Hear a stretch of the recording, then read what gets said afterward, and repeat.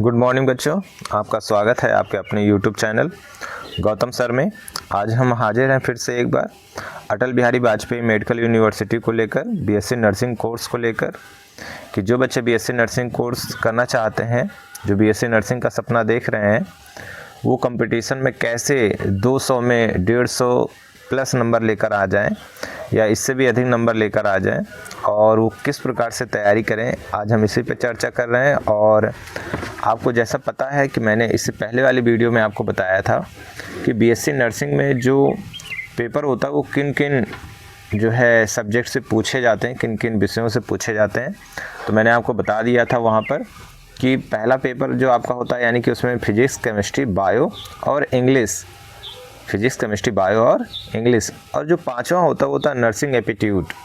ठीक है, इन 5 विषयों से क्वेश्चन पूछे जाते हैं। टोटल 200 नंबर का होता है और उन 200 नंबर में जो बच्चे 150 से अधिक नंबर लेकर आएंगे, ठीक है, उन्हीं की अच्छी रैंक बनेगी और उन्हीं को सरकारी कॉलेज मिलेंगे। तो आपको पता है कि इंटर का बच्चा है तो वो तो भाई केमिस्ट्री जान रहा है, फिजिक्स जान रहा है, बायोलॉजी जान रहा है, इंग्लिश भी जान ही रहा है।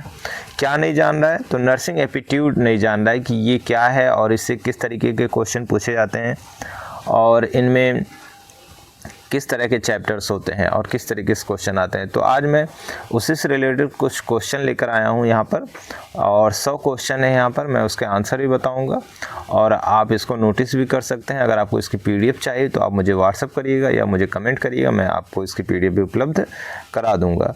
तो आज इसी पे चर्चा होने जा रही है।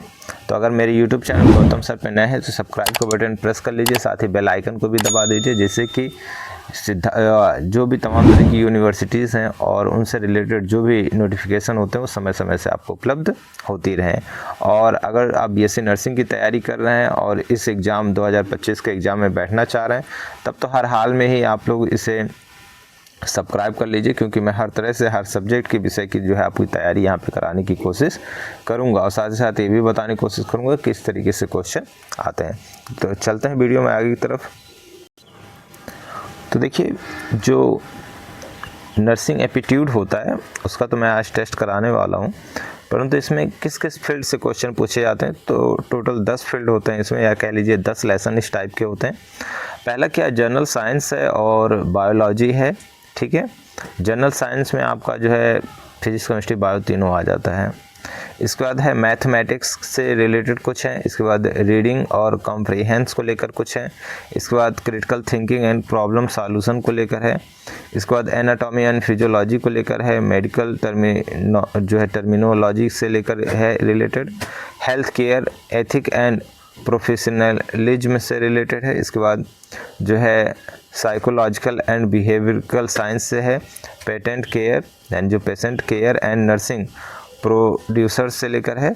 और इसके अलावा फार्मेकोलॉजी से रिलेटेड क्वेश्चन यहाँ पर है।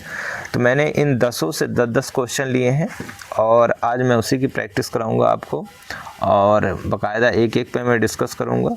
और अगर आप बीएससी नर्सिंग की तैयारी कर रहे हैं और आपको इस जो है विषय से आपको डर लग रहा है, इस सब्जेक्ट से आपको डर लग रहा है, तो डरने की कोई ज़रूरत नहीं है।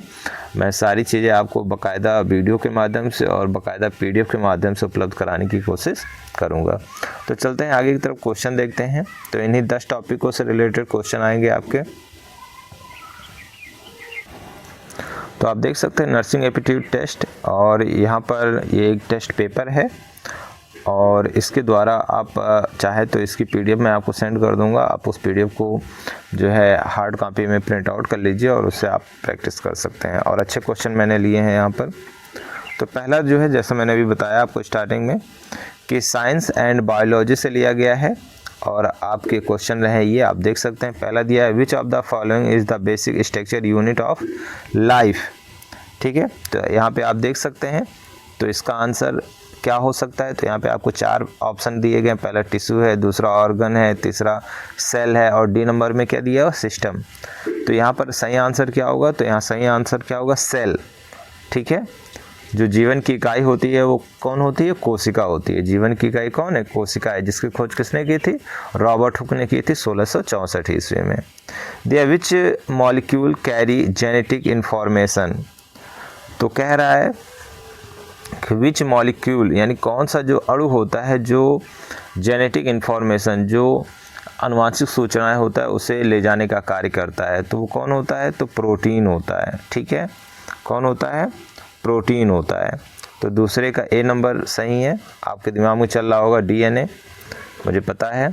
इसका सी नंबर पे देखिए, what is the primary function of white blood cell, यानी कि जो WBC होता है, वाइट ब्लड सेल को क्या कहते हैं? WBC होता है। तो जो उसका प्राथमिक कार्य होता है वो क्या होता है? तो ऑक्सीजन ट्रांसपोर्ट करना, न्यूट्रिएंट और जो है ऑब्जर्वेशन या फाइटिंग इन्फेक्शन या ब्लड क्लॉटिंग। तो आपको पता है कि जो ऑक्सीजन ले जाने का काम करता है वह हीमोग्लोबिन करता है, और हीमोग्लोबिन RBC में पाया जाता है। इसके बाद न्यूट्रिएंट एब्जॉर्वेशन यानी पोषक तत्वों का अवशोषण करता है, नहीं। फाइटिंग इन्फेक्शन, तो ये क्या करता है? जो जीवाणु होता है उनसे लड़ने का कार्य करता है। तो तीसरे का सी ऑप्शन क्या होगा? सही होगा यहाँ पर।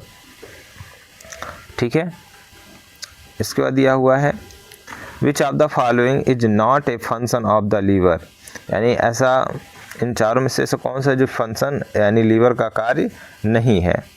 तो लीवर का कार्य नहीं है तो क्या है? डिटॉक्सिफिकेशन है, डिटॉक्सिफिकेशन है। चौथे का ए नंबर सही है। इसका दिया है photosynthesis occur in which part of a plant cell. ठीक है, पार्ट ऑफ सेल। तो पांचवें का आंसर जल्दी से बताइए कि पांचवें का आंसर क्या होगा? तो क्लोरोप्लास्ट है इसमें। ठीक है, न्यूसेलस नहीं हो सकता और राइबोसोम नहीं हो सकता, माइटोकॉन्ड्रिया नहीं हो सकता, तो क्या है? क्लोरोप्लास्ट है। इसके बाद क्या है 6 नंबर पे देखिए, विच hormones regulate blood sugar level.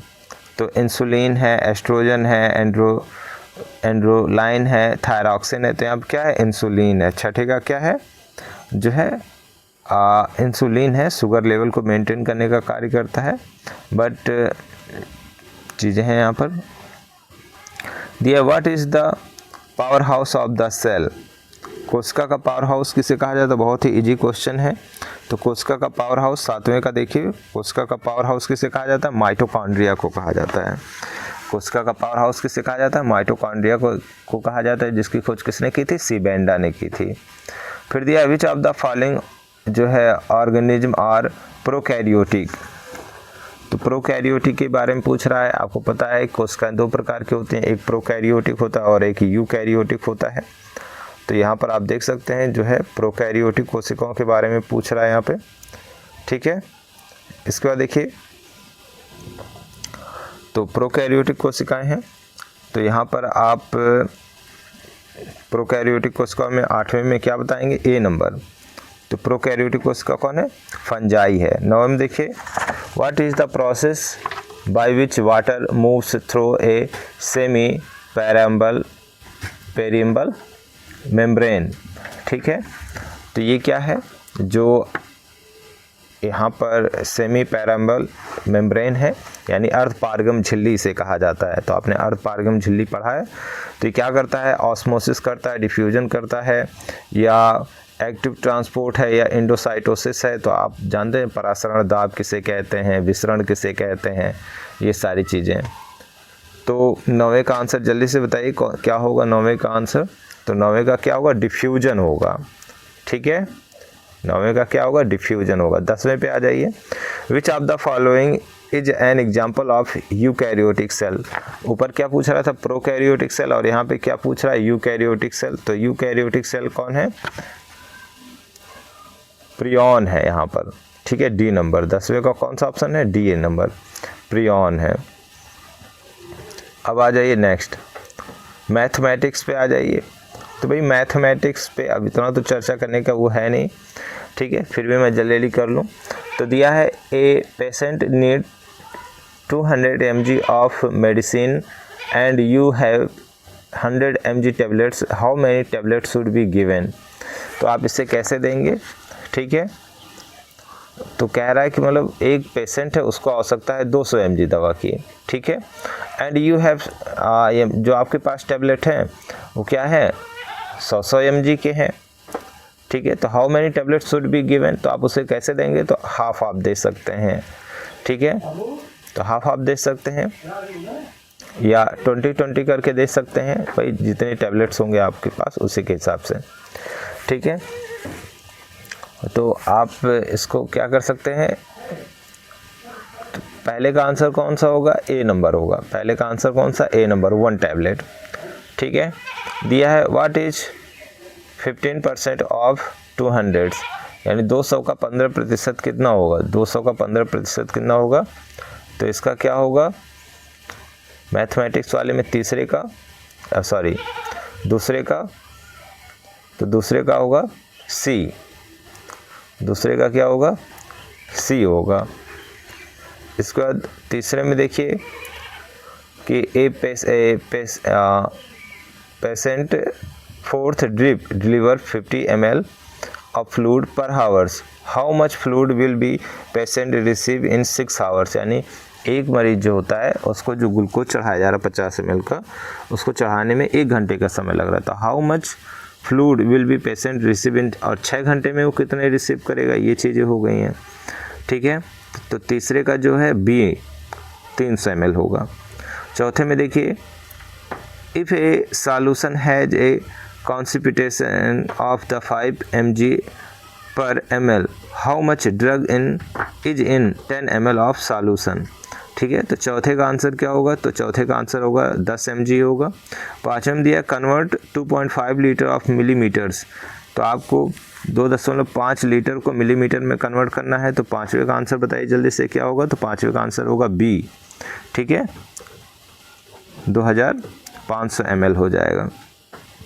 6 number देखिए if a medication dose is 0.5 mg प्रति kg the patient weight 70 kg, how much medication is require. ठीक है, तो इसमें देखिए 6 नंबर में कौन सा आंसर सही होगा 6 का, तो 6 का सी नंबर ऑप्शन सही होगा, जो है 40 mg होगा। 7th पे आ जाइए what is the ratio of 3:5 expressed as a fraction.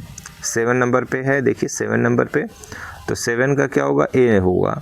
ठीक है, 3/8 होगा। 8वें को देख लेते हैं, ए patient is given 75 ml of medication every hours, how much will they receive in 4 hours.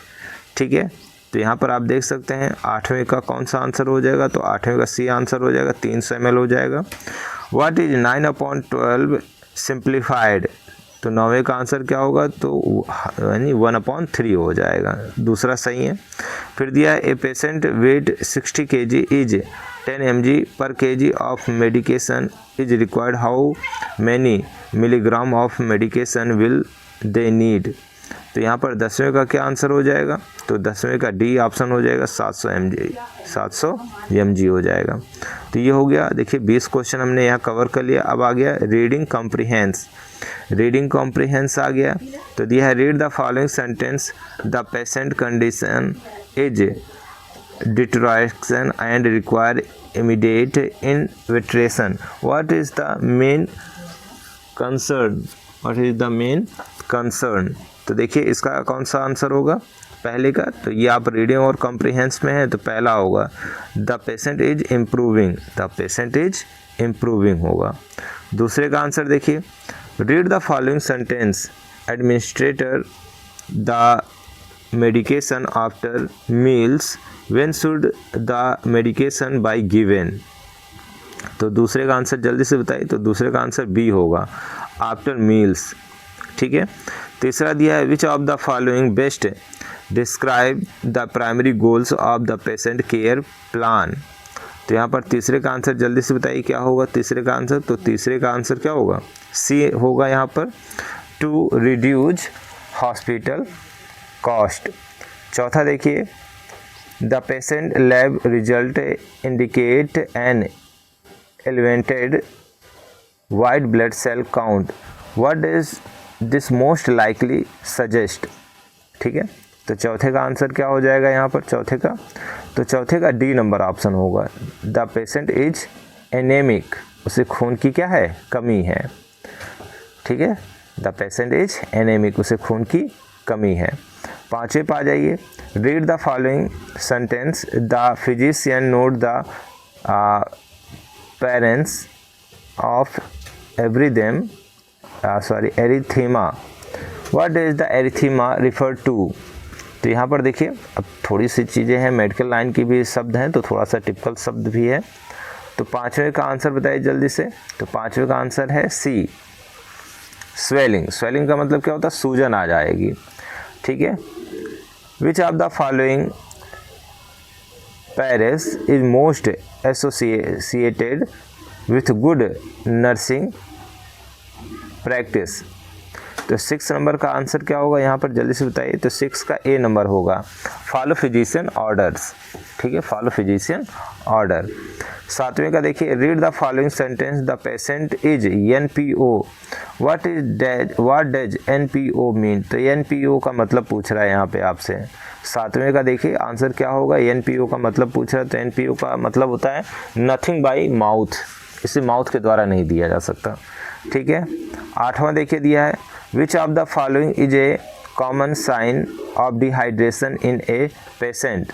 Dehydration का मतलब क्या होता है, जैसे पेट खराब हो गया है और बार बार पेट जो है गुड़गुड़ा रहा है और पानी की कमी हो जाए तो उसे डिहाइड्रेशन कहते हैं। तो 8वें का जल्दी से आंसर बताइए क्या होगा। तो 8वें का आंसर होगा सी। ठीक है, ट्राइकार्डिया हो जाएगा उसे, सॉरी रेडेंट स्किन हो जाएगा, यानी जो है त्वचा पे लाल रंग के चत्ते पड़ जाएंगे। 9वां देखिए, 9 में दिया है, the nurse note that a patient blood pressure is constantly elevated, what is the condition called. Hypertension और हाइपोटेंशन और थाइकार्डिया और ब्रेकार्डिया। ठीक है, क्या हो जाएगा इसमें। तो 9वें का आंसर यहाँ पर देना, 9वें का तो बी होगा, हाइपोटेंशन होगा। 10वें पे आ जाइए, a patient is a scheduled for a MRI, what is the primary reason for this test. यानी MRI का जो प्राथमिक वो होता है, तो क्या होता है प्राथमिक। तो बी नंबर होगा, to examine soft tissue and organ. ठीक है, to examine soft tissue and organ हो जाएगा, दूसरा आंसर होगा इसमें बी नंबर। अब यहाँ पर देखिए, यह आपका 3 खत्म हो गए चैप्टर। अब आ जाइए चौथे पे। चौथा क्या है, critical thinking and problem solution. दिया, a patient has difficult breathing, यानी पेशेंट को सांस लेने में कठिनाई हो रही है, and you notice their oxygen level dropping, और आप नोट कर रहे हैं कि उसका जो ऑक्सीजन लेवल है घट रहा है। What should be your first action, आपका पहला कार्य क्या होगा।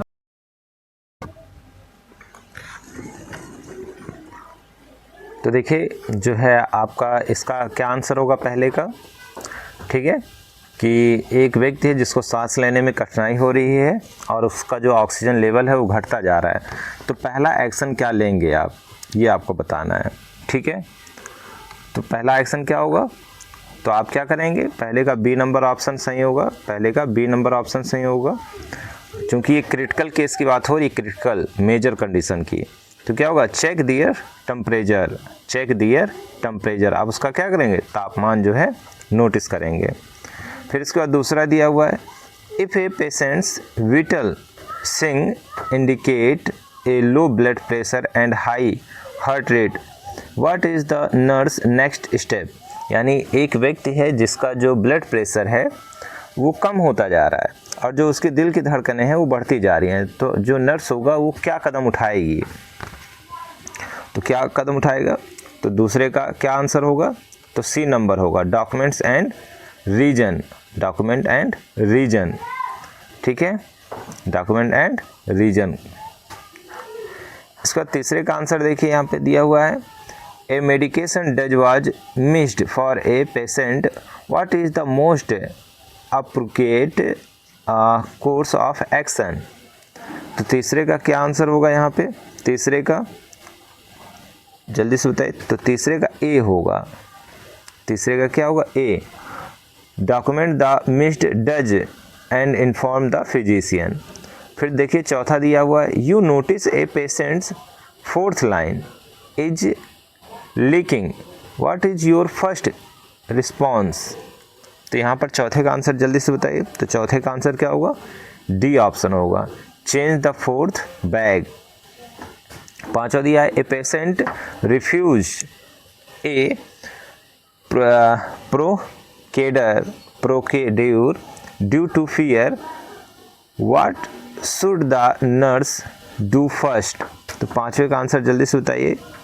तो पांचवे का आंसर होगा C, discuss the benefits and address the patient concern.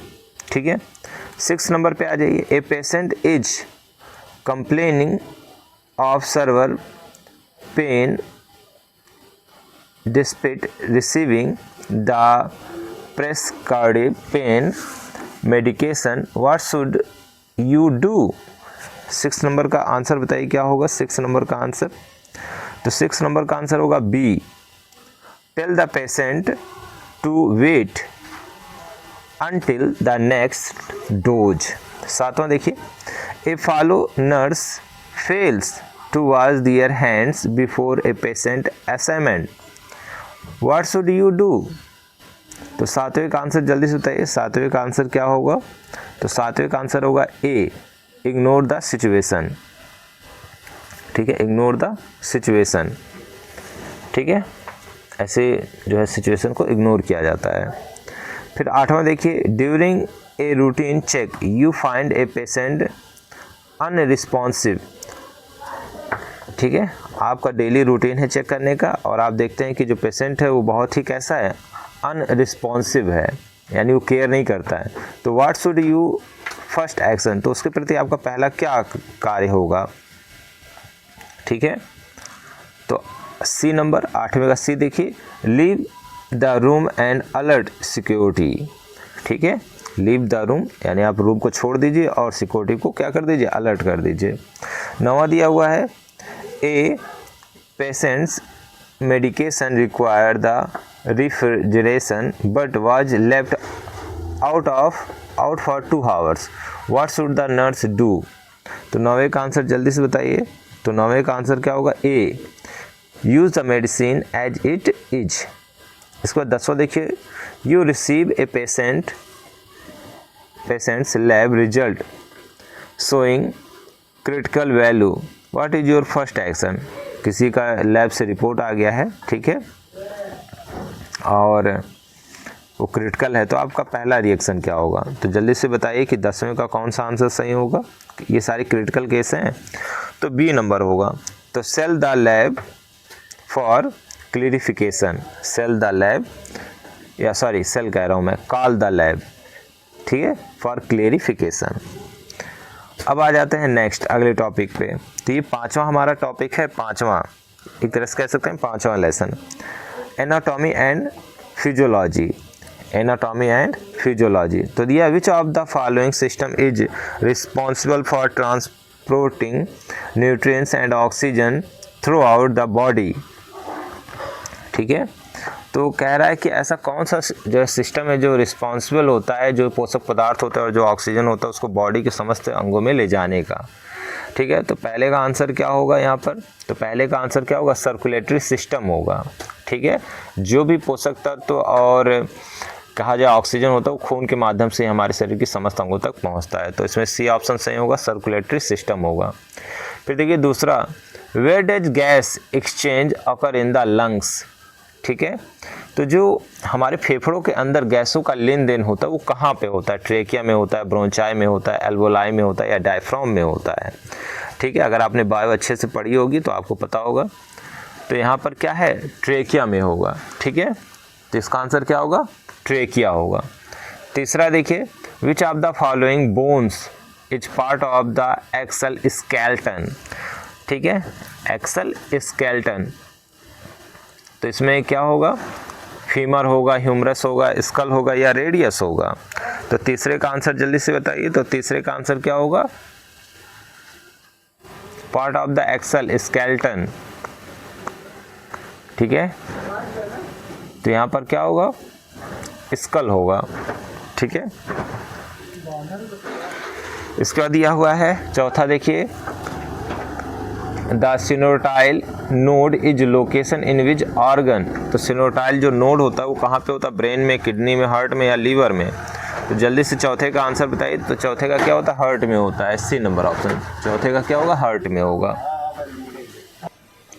तो कहाँ होगा, हार्ट में होगा। फिर दिया है which muscles is responsible for the movement of the arm, तो यानी कि ऐसा कौन सा जो मांसपेशी होता है जो हाथ को घुमाने में मदद करता है। तो पांचवें का जल्दी से आंसर बताइए। तो पांचवें का ए है, ठीक है, पांचवें का आंसर कौन है, ए है।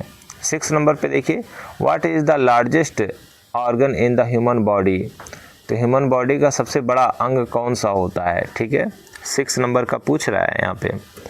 तो क्या होता है, लीवर, सबसे बड़े अंग की बात कर रहा है, लीवर होता है 1.5 किलो का। विच part of the brain control balance and coordination, यानी मस्तिष्क का ऐसा कौन सा भाग होता है जो यानी बैलेंस करता है बॉडी को और कोऑर्डिनेट करता है। तो 7वें का आंसर जल्दी से बताइए।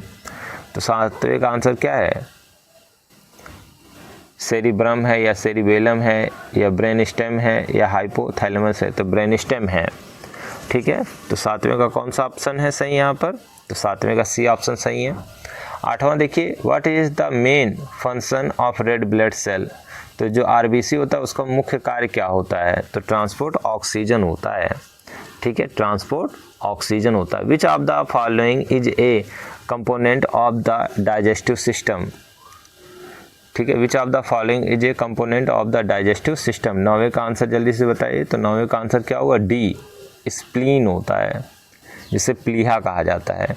फिर दिया what type of tissue connect bone of muscle, तो जो कोशिकाएं होती हैं वो या मांसपेशियां जो होते हैं वो हड्डी से किसके द्वारा जुड़ी होती हैं। तो 10वें का आंसर जल्दी से बताइए, किसके द्वारा जुड़ी होती हैं, तो टेंडॉन्स के द्वारा जुड़ी होती हैं, ठीक है, टेंडॉन्स के द्वारा। अब आ जाइए देखिए 6 चैप्टर पे आ जाइए, मेडिकल टर्मिनोलॉजी, मेडिकल टर्मिनोलॉजी, और यहाँ पे हमने जो है 50 क्वेश्चन रिवाइज कर लिए हैं। अब देखिए पहला दिया है द प्रीफिक्स हाइपो मीन्स, यानी हाइपो मतलब क्या होता है, ठीक है। तो पहले का आंसर क्या है, बी, बिलो होता है, ठीक है, यानी कम होना, ठीक है। हाइपर मतलब अधिक और हाइपो मतलब कम होना, below. What is the bradycardia refer to, bradycardia refer to, ठीक है। तो जल्दी से दूसरे का आंसर बताइए। तो दूसरे का कौन सा आंसर होगा, सी नंबर होगा, हाई ब्लड प्रेशर। फिर उसके बाद दिया हुआ the suffix it is refer to, the suffix it is refer to, तो तीसरे का कौन सा होगा ऑप्शन, इन्फ्लेमेशन होगा, तीसरे का ए नंबर ऑप्शन सही होगा, इन्फ्लेमेशन। चौथे पे आ जाइए what is the term hepatomegaly, hepatomegaly इसका मतलब क्या होता है, चौथे का आंसर जल्दी से बताइए। तो चौथे का बी नंबर होगा, इनलार्ज्ड लीवर, ठीक है, इनलार्ज्ड लीवर होगा। फिर 5वां देखिए द टर्म ऑफ ट्राइफेनिया रिफर टू, तो 5वें का आंसर जल्दी से बताइए क्या होगा। तो 5वें का सी होगा, रैपिड ब्रीथ, उसे क्या करना चाहिए, जल्दी जल्दी सांस लेना चाहिए। दिया है the prefix derm refer to, तो डर्म किससे रिलेटेड है, स्किन से रिलेटेड, कहते हैं डर्मेटोलॉजिस्ट। तो 6 का ऑप्शन क्या होगा, तो 6 का ऑप्शन होगा यहाँ पर जो है स्किन। 7वां देखिए what does nephrology refer to, 7वें का आंसर जल्दी से बताइए। तो नेफ्रोलॉजी की बात हो रहा है यहाँ पे, तो इसमें क्या, स्टडी ऑफ द, ऐसे नेफ्रॉन होता है, नेफ्रोलॉजी इसका मतलब किडनी से रिलेटेड होता है ये, ठीक है, रिफर टू किडनी। दिया है what does cyanosis refer to, तो 8वें का आंसर बताइए, साइनोसिस, तो बी नंबर होगा, bluish discoloration of the skin. इसके बाद दिया है which term refers to the surgical removal of the gall bladder, तो 9वें का जल्दी से आंसर बताइए। तो 9वें का आंसर होगा सी, 9वें का आंसर होगा सी, ठीक है, नेफ्रेटॉमी, नेफ्रेटॉमी। 10वां देखिए what does haematology refer to, तो 10वें का आंसर होगा क्या, तो स्टडी ऑफ ब्लड। नेफ्रेटोलॉजी किसे कहा जाता है, जिसमें हम लोग ब्लड का अध्ययन करते हैं। अब आ जाते हैं हम लोग 7वें नंबर पे, यानी 7वां लेसन है ये हमारा, health care ethics and professionalism. दिया है a nurse witnesses a colleague neglecting a patient care, what is the most appropriate action? ठीक है, तो पहले का आंसर जल्दी से बताइए क्या होगा यहाँ पर। पहले का आंसर यहाँ पर क्या होगा, तो पहले का आंसर होगा C, confront the colleague in the front of the patient. फिर दूसरे का क्या है, a patient refuse treatment that is recommended by the health care team, what should the nurse do. तो दूसरे का आंसर क्या होगा यहाँ पर, तो दूसरे का आंसर होगा B, respect the patient's decision and documents it. तीसरा देखिए, maintaining patient confidently is government by which regulation. तो तीसरे का आंसर क्या होगा यहाँ पर, तो तीसरे का आंसर जल्दी से बताइए यहाँ पर क्या होगा, तो तीसरे का आंसर होगा यहाँ पे बी, ठीक है, HIPAA। What ethical principle is at risk? चौथे का आंसर जल्दी से बताइए, तो चौथे का भी आंसर क्या होगा, जस्टिस, बी नंबर ऑप्शन सही होगा। A nurse is asked to care for a family member, what should the nurse do. ठीक है, पांचवें का आंसर जल्दी से बताइए क्या होगा, तो पांचवें का आंसर क्या होगा, बी, डिक्लीन द असाइनमेंट शब्द है। इसके बाद 6 नंबर पे देखिए, informed consent is based on which ethical principle. तो 6 नंबर का आंसर क्या होगा यहाँ पर, जल्दी से बताइए 6 नंबर का आंसर। तो 6 नंबर का आंसर क्या होगा, सी, ऑटोनॉमी होगा, ऑटोनॉमी।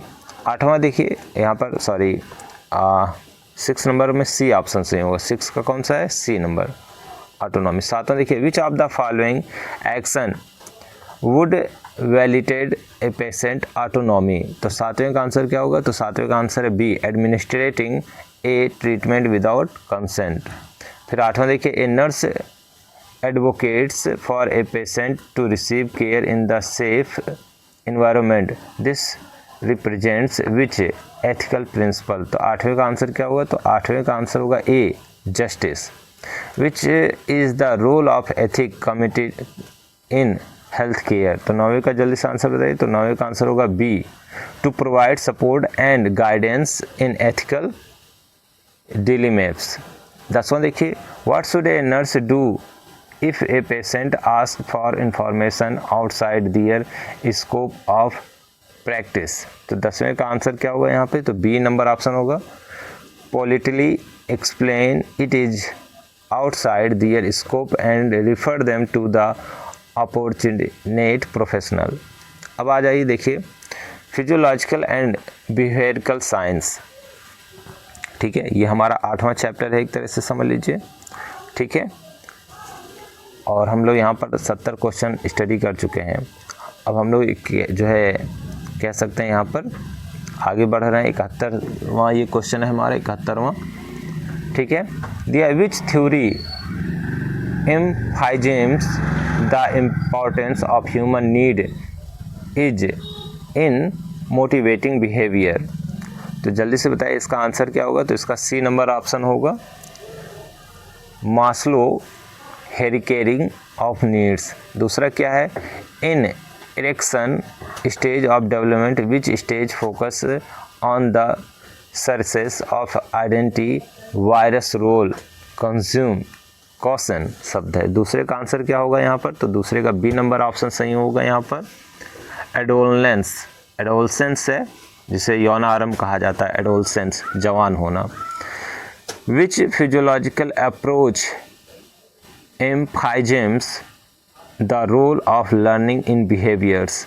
तो तीसरे का आंसर क्या होगा, तो तीसरे का बी होगा, बिहेवियरल फिजियोलॉजी। फिर चौथा देखिए, which of the following is an example of non verbal communication. तो चौथे का आंसर क्या होगा, तो चौथे का आंसर क्या होगा, सी, आई कॉन्टैक्ट। पांचवा क्या, विच of the following is a characteristic of the therapeutic nurse patient relationship. तो पांचवे का आंसर क्या होगा, तो पांचवे का आंसर होगा बी, प्रोफेशनल बाउंड्रीज। 6 नंबर पे क्या होगा, informed consent is based on which ethical principle. तो 6 वाले का आंसर क्या होगा, जल्दी से बताइए। तो 6 वाले का आंसर होगा यहाँ पर सी, ऑटोनॉमी होगा। 7वां देखिए, ए patient is the expressing grip after losing A loved one, which of the following would be the most appropriate nursing intervention। तो 7वें का आंसर क्या होगा यहाँ पे, तो 7वें का आंसर है B, encourage the patient to talk about their feelings. यानी किसी नर्स को कोई पेशेंट किसी नर्स से प्यार हो जाए तो उसके लिए क्या करेगा, वो नर्स क्या करेगी, वो चीज़ें हैं। 8वां दिया है, which stage of Rose stage of the grief involves refusing to accept their reality of lose। 8वें का आंसर जल्दी से बताइए। तो 8वें का आंसर क्या होगा, ए, डेनियल। 9वां देखिए, what is the primary goal of the patient contract care. ठीक है, तो 9वें का आंसर क्या होगा यहाँ पर, तो 9वें का आंसर होगा B, to involve patients in decision making about their care। A nurse observed the patient repeatedly washing their hands despite clean hands। What type to behavior does this suggest। तो 10वें का आंसर जल्दी से बताइए क्या होगा यहाँ पे, तो 10वें का आंसर होगा ए, ऑब्सेसिव कंपल्सिव डिसऑर्डर्स। ठीक है, जिसे OCD कहा जाता है। अब आ जाइए 9वें चैप्टर पे। 9वां चैप्टर क्या है, patient care and nursing producers. What is the correct angle to insert an intramuscular injection. तो इसका पहले का आंसर क्या होगा, तो पहले का आंसर यहाँ पे होगा डी, 90 डिग्री। जो सुई लगाई जाती है मांस में वो कितने डिग्री पे लगाई जाती है, तो 90 डिग्री पे लगाई जाती है। When turning an immobile patient, what is primary goal। तो दूसरे का जल्दी से आंसर बताइए क्या होगा, तो दूसरे का आंसर होगा ए, टू प्रिवेंट बेड स्कोर। What should the nurse do first before administering a medication। तीसरे का आंसर जल्दी से बताइए क्या होगा, तो तीसरे का आंसर होगा ए, वेरीफाई द पेशेंट आइडेंटिटी। फिर दिया, which type of the isolation precaution is required for a patient which tuberculosis. यानी किसी पेशेंट को टीबी है तो क्या करेंगे आप जो है। ठीक है, तो चौथे का आंसर जल्दी से बताइए क्या होगा, तो चौथे का आंसर सी होगा, एयरबोर्न। ठीक है, एयरबोर्न होगा। फिर दिया, a patient has a fever of 102 Fahrenheit. What is the nurse primary sir.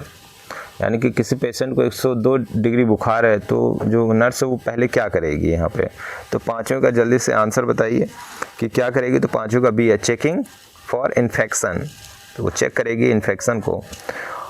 How often should a nurse change the dressing on a ward as part of routine care.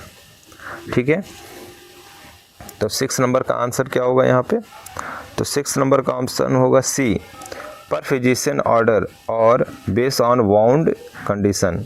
यानी घाव कैसा है। Which of the wound मतलब होता है घाव। Which of the following is critical step is hand hygiene. 7वें का आंसर बताइए जल्दी से, तो 7वें का आंसर है सी, वॉशिंग फॉर एटलीस्ट 20 सेकेंड। ठीक है, यानी अगर कोई क्रिटिकल केस है और आपको हाथ को साफ़ करना है तो कितने सेकंड में साफ़ करेंगे, तो 20 सेकंड में आप धुल लेंगे।